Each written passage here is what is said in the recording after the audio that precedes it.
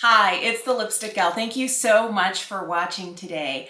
I wanted to share with you my most used new purchases of 2021.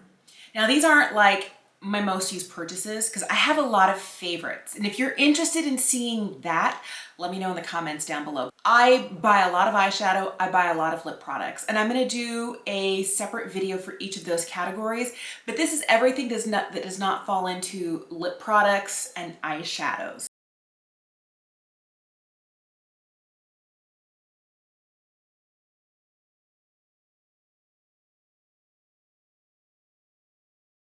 Here I purchased in 2021. All right, I'm just gonna start. Is it really a primer?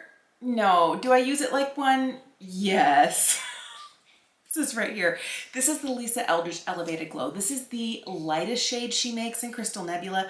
I wish there was one shade lighter. The reason that I say that is that you'll see it's definitely darker than my skin tone. I am wearing it today. It gives me this gorgeous glowy look.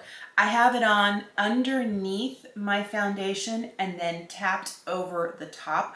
I don't set my cheeks when I use this as a highlight. It's just absolutely beautiful. Here's what I love about this is almost every single time I wear it, I get stopped, even if I'm wearing a mask. Like at the grocery store, somebody asks me what I'm wearing.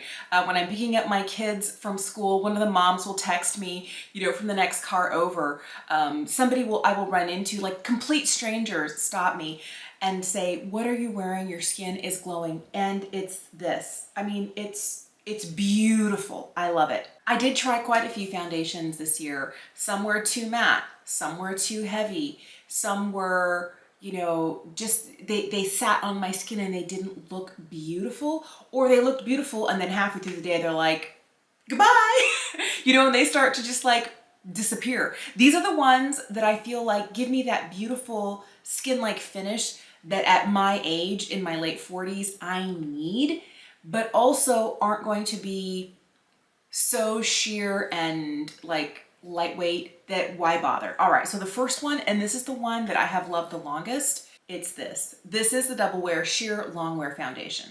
This has a level, it's what I'm wearing today. I don't have it set anywhere except for like my forehead, my nose area, and my chin. And I have a concealer on, but I have powder here. Everything else, like all of this is what it looks like, and it's beautiful. I like that it has like a little squeezy tube. I like that you don't need a lot of this. The lightest shade they have in neutral is 1N1.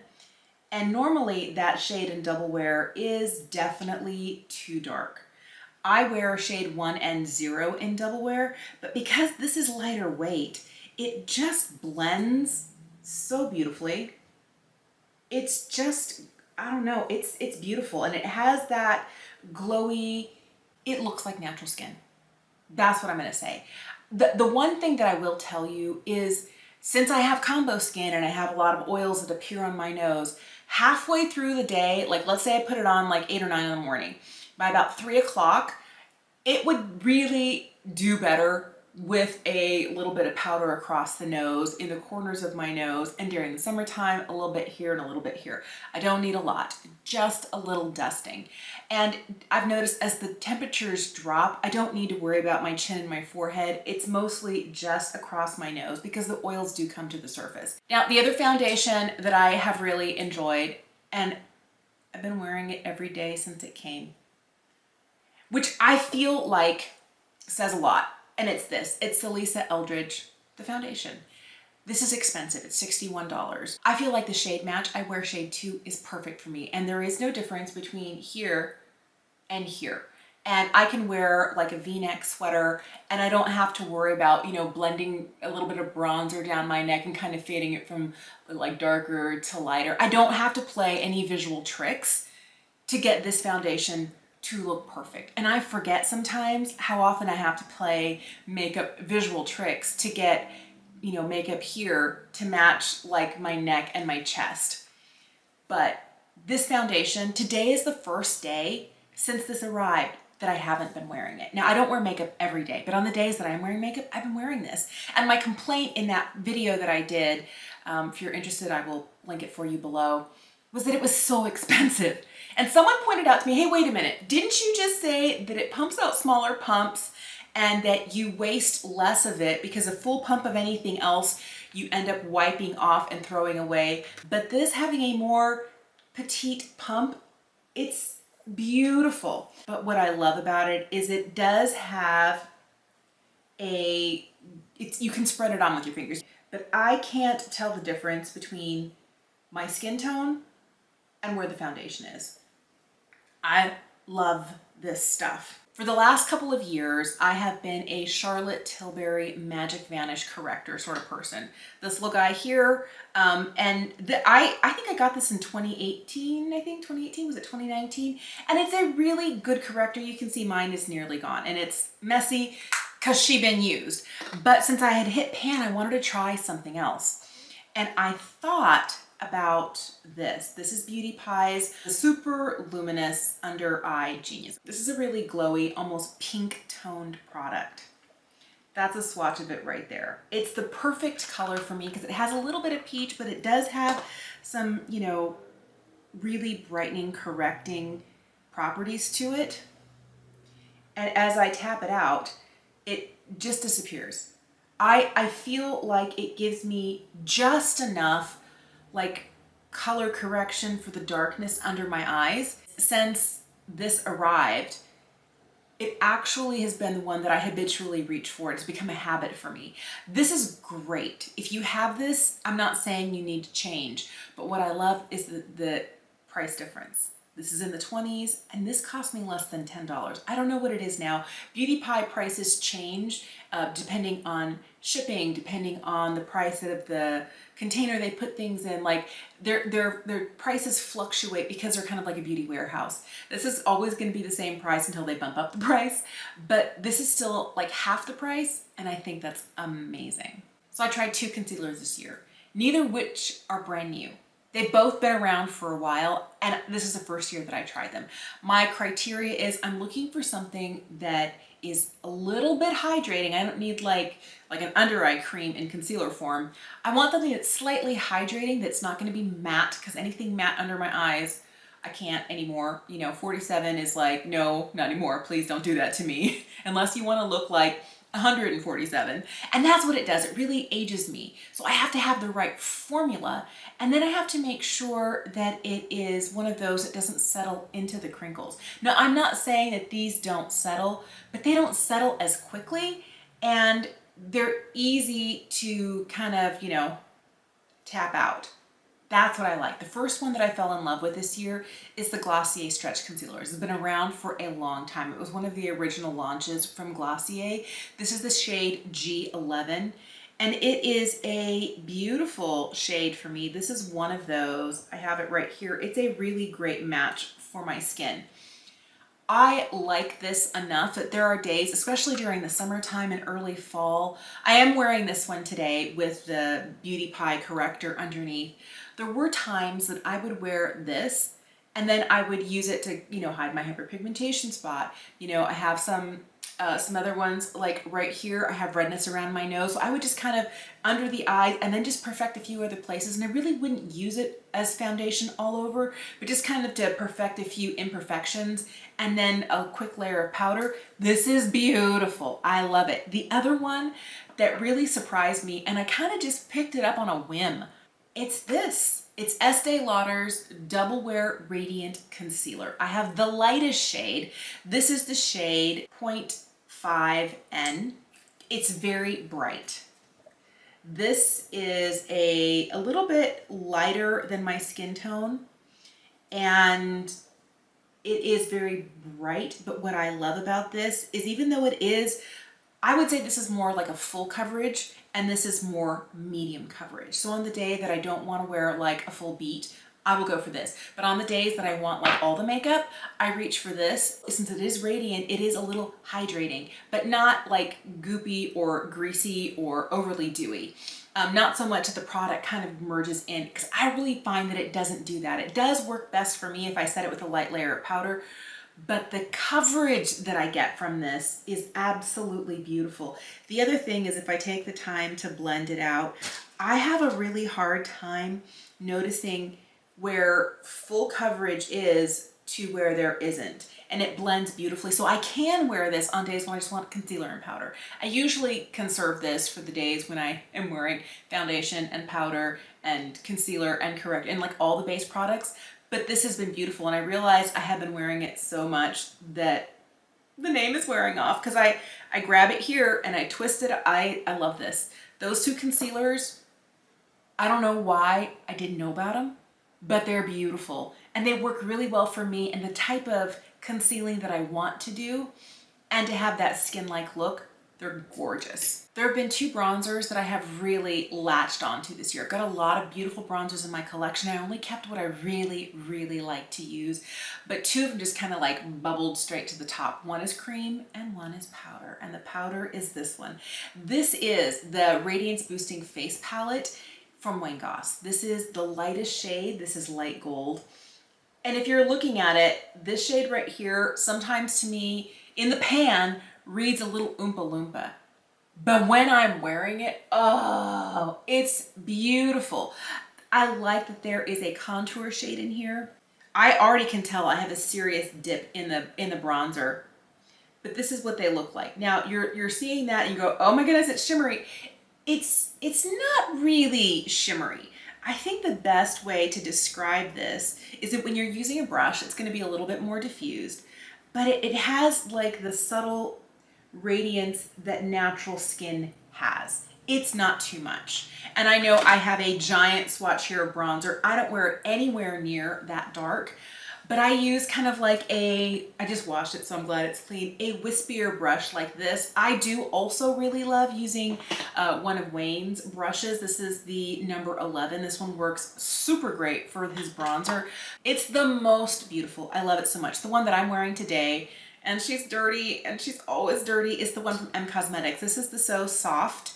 It's not really a blush, it's a bronzer. This is the shade Summer. It's the lightest shade that they make. And this is just glorious. Okay, so I love using this and then taking a brush like this, a synthetic brush, and just blending. So I'll put a stripe of it down and blend, and I get gorgeous color, and it's just enough. It's not too much. You can add more if you want. There are days that I wear just bronzer. So if I'm doing like a cream cheek, like today, all I'm wearing is cream products on my cheeks, I reach for this bronzer. I have other cream bronzers and contours, and I just don't reach for them because this one is so good. If we're talking about this, you know I gotta tell you that the So Soft blush in Venetian Rose, oh, I love this. This was another one of their newer releases for this year. It's gorgeous, but when you blend it with your fingers, it kind of becomes like this really soft, powdery, diffused, and it's not powdery, but it doesn't end up feeling like tacky and cream-like all day. It just blends and looks gorgeous. If we're talking about most used blushes this year, all of these arrived in June, and I have not been able to stop wearing them. I'm wearing one today, and they are these blushes from Eldridge. Now, I feel bad telling you about these because they're out of stock on her website. They're out of stock. Look at this one. Like, I've used this one a lot. The other ones I have not used nearly as much. This is the shade Venetian Red. Let me just give you little swatches of all of these guys.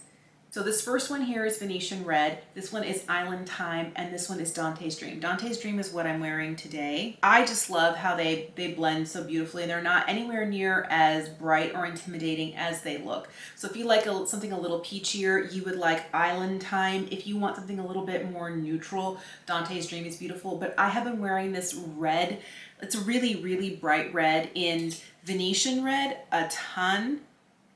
And it looks really like, whoa, but when you take the time to blend it, it gives a beautiful in from the cold cheek. I like wearing it on days when I'm not wearing any bronzer. I'm just wearing blush, and it's very, very intense. This is also super pretty if you use it a little bit more built up on the lips. Oh, it's gorgeous. This is one that I love from the drugstore. This is the Milani Cheek Kiss. This is the shade Nude Kiss. This is beautiful. It's one that you can stamp a brush into. You can use your fingers. It blends with no effort at all. I just like, boop, blended and so pretty. It lasts really well. There are a lot of colors in this formula. This formula is gorgeous. This doesn't feel like a drugstore price. It feels high-end. Maybe other things I'm paying too much for. I don't know. This is beautiful. This performs beautifully, it wears beautifully all day. I love how affordable it is. I am committing to not over purchasing, or I would get more shades of this, but I know that they wouldn't get used and they would go bad. But if you have been wanting to dip your toe into cream blush, but you don't want to pay a high-end price like the M Cosmetics or the ones from Lisa Eldridge, this is a great place to start. I have tried other cream products from the drugstore that just did not do it for me. This one is worth your time and your attention. I do really love a powder blush, and my two favorites from this year, they're both brand new to my collection, but they have been gorgeous, is the M Cosmetics Heaven's Glow. This is Venetian Rose. This is a beautiful glowy blush. It has a little bit of a sheen to it. You can definitely see it here in the pan. I have another one in this formula in Magic Hour that I love so much, and I got it last year in 2020, but this is one that they released this shade in this formula this year, and it is absolutely gorgeous. I wear this on days where, you know, I'm wearing all the makeup, and then on days where I want just a little bit of color and I don't wear any highlight because it does have that glow, but it's not like blingy glow. It's gorgeous. Love, love, love. Another one that I really fell in love with, I was a little skeptical because I have not always hit it off with products from this brand. And I feel sometimes that the brand is, I don't know, overhyped. That's my personal opinion. But oh my goodness, this has been one of my most reached for blushes this entire year, and it's the Pat McGrath Divine Blush. I wanted to get a whole bunch of these after I fell in love. It's like, no, no, no, no. Get the one you know you're gonna use, and it's this one. This one is called Nude Venus, and you'll notice that a lot of these shades are definitely, you know, more rosy in tone. This one tends to be a little bit more peach than the one from M Cosmetics, but it also has a slight subtle glow to it. I'm not saying that it's a satin blush, I'm just saying it's not completely flat matte. It does have a slightly skin-like quality to it. I love that. You can tell that the embossing is going in here. I use it so much. It's just enough, not too much. Some blushes, since I am fair, can be a little, whoa, that's a lot of blush. This one is right on the verge of, whoo, that's a lot of blush. Or like, here come the clowns. You know, she's wearing all the cheek products today. She looks like a, you know, all I need is the red nose and the squeaky shoes. But these blushes have been beautiful. Remember I mentioned how much I was worried about that Pat McGrath blush? I had the same concern about this. This is the highlight that came with the Divine Blush collection. This one is called the Skin Fetish Divine Glow Highlighter in Golden Nectar. All right, so I only wear this when I wear the Pat McGrath blush, but I wear it a lot. And this is one of those that if we were to look at a straight up swatch, you can see right here that it is darker than my skin tone. So this is one that I have to be careful with, but it's got the most beautiful glow. Oh. So the way that I have used this the most, I do love it as an inner corner highlight if I'm, you know, using it on my eyes, but I love this where I just take a blush brush and I'll go between this and the Pat McGrath blush. I'll just tap back and forth between both pans, you know, knock off the excess and then just use it that way. So I'll put the blush on first and then I'll mix these two together, kind of like a glowy blush topper. It really does have that glow on another level, and if you are not as fair as me, this may be your perfect highlight. It does make me kind of want to go like, ah, it's so good. I feel like I'm kind of cheating with this. So this is the RMS Living Luminizer. I have not, this is my second container of this, but I got rid of it in a declutter like 2 or 3 years ago because it's a coconut based product, and anything that is kind of oil based, it has a shelf life. And once it starts smelling like a waxy crayon or a little bit off, it's time to let it go. Mine still smells good, but the last one I had it for several years and I hadn't finished it, and then it started smelling bad. So yes, she's really bright, she's really shiny. This never really like fully sets. You can see how glowy and glossy it is, and I love that. I feel like this is one of those things where I have to put this on first and then put liquid cheek products over the top, because if I go bronzer, liquid blush, and then this, sometimes it eats through my blush and I have to reapply the blush. So I just go backwards. I go highlight, blush, and then bronzer or contour. But I love the glow-like finish that it gives my skin. It's intense. The one, okay, this one's basically brand new, but instantly to the top. M Cosmetics. I know. Really? Yes. This is their Sunscape highlight. This is the shade Clarity. I have been using this under the arch of my brow. I've been using it as an inner corner highlight. I love it on the tops of my cheeks. I'm not wearing it today, but this is absolutely stunning. And this has been formulated specially to be a little bit blurring, to not emphasize texture, because if you're one of those people who is worried about whatever you have, for me, if I get it too close down here, it settles into the pores and it looks very much like orange peel. Also, if I get it up and through here and I smile too much and it's highlighted wrong, all you can see are like all of my smile lines. And I don't mind my smile lines, that's okay. I earned them, I'm happy with them, I'm fine. But this is one of those that I feel like if you put it on and you take the time to buff it in, it is absolutely gorgeous. I love it. It's so pretty. Now, one that I've used a lot that I have to proceed with caution because I am not 22, but is a favorite, is this. This is the Danessa Myricks Lightwork palette. This is the Lightwork 1. Oh, and she's so pretty. I picked this up in the spring during the Sephora sale, and I have not been able to stop using this. I have used it so much. It's ridiculously reflective.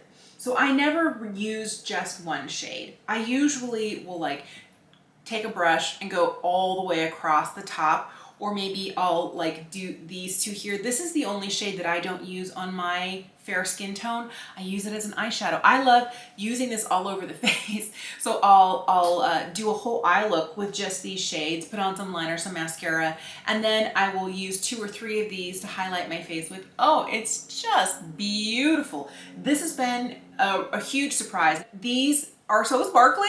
They make me so happy. I had to tell you, I have been using this a lot, and some people may be like, less sparkle please. And I'm the more sparkle please sort of person, so this is beautiful. I totally forgot to slip up my favorite powder products. That should have happened a while ago. Let's just talk about it now. All right, the one that I've had the longest and that I literally keep in my purse is this one. This is from L'Oreal. It's their Infallible 24-Hour Fresh Wear Powder Foundation. Now, I don't really use it as powder foundation. I use it as a touch-up powder. As I'm into and out of a mask, I live in the state of Washington. There's an indoor mask mandate still, and I wear a mask all the time at the grocery store. If I'm going to Christmas shopping, if I'm anytime I'm not in my house and I'm in a building, I'm wearing a mask. So this has been the sort of thing that has kept my lighter weight foundations, when they rub off on the mask, like on the nose area or the chin, I just pull this out. And I do use the little sponge that comes with it. I do wash it every now and again. It's been a minute. So I'll just pick up a little bit and then I'll just go over my nose where I know I have some redness showing through, and on my chin. This has been so good to get rid of like maybe any extra oil I have around my nose in the summertime.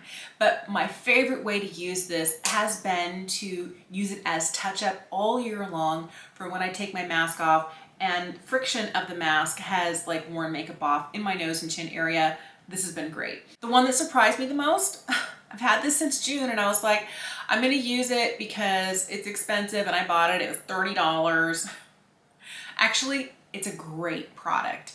It's from Pat McGrath. I would love to tell you what it is, but the label is, there's something back here, but I can't read it because all the words have been wiped off. But it is the Under Eye Setting Powder from Pat McGrath. If you're taking a look at this, it used to be completely domed. It's flat now. I use this all the time. It has a lot of lumps and bumps in there. The one thing I'll tell you is I feel like it's a really softly pressed powder. So when I go in with a natural hair brush like this, I get a lot of product here and a lot of product ends up all over the inside of the compact. So I am very careful that I kind of press it as opposed to swiping, because the more I swipe, the more it just kind of goes everywhere. But this is one of those that sets my under eye and looks almost like it's not there at all. And since this arrived in June, I have been using this every time I did my makeup and I wanted to set my concealer. I reached for this. Even if I use a different powder on my face, it's beautiful. It's beautiful. I could definitely see myself repurchasing this. I picked this up during the Sephora sale. This is the Kosas Cloud Set. It's another baked product. Mine used to be fully domed. Again, another one that I have used a ton. This one looks okay under my eyes. If I had my druthers and was taking my time, this would go on under my eyes, and this goes on everywhere else. That's what I'm wearing today. But this is beautiful. I like it because their lightest shade in Airy is a beautiful skin tone match for me. And it's a little bit, I just shoved it on here, it's a little bit blurring, but it's not a flat matte. It doesn't end up making my skin look dry. It doesn't end up making my skin look powdery. This looks like part of my skin. It's beautiful. I have used this so much. I picked up quite a few powders at the beginning of this year. This one has super impressed me and I still reach for. Another one that I have been devoted to since it arrived, and I have to remind myself to use my powders, because this one, like since I got here, it's been like superhero. It's the Glossier Wowder. I don't know. My only pet peeve is that it has the mesh net bouncy packaging. I don't like that. And I shamelessly will tip it out straight onto, I'll bang it on my tabletop and I'll have a little pile of it here. I feel like that way I know how much powder I'm getting out, because if I put my brush in here, yes, you can see there's powder coming up and I can see some of it, but sometimes I don't know how much that is. Is there a ton in the brush? Is there not? And if I can look, here and go, oh, look, I only need a little bit, and then I can distribute it through my brush, I feel like I have a little bit more control. I feel like me and the net, I haven't used it. It scares me. It freaks me out. Am I getting too much? Am I not getting enough? Is my under eye gonna look crazy later? And this is one of those powders that looks beautiful all over the skin and works under the eye too. Not every powder I own looks good under the eye. There are some that I use just under the eye. There are some that I use just all over my face. Like, I would never put this L'Oreal powder underneath my eye. It's too heavy. I would look like 147, not 47. But this powder sets my face and is undetectable. Like, you can't tell I'm wearing powder.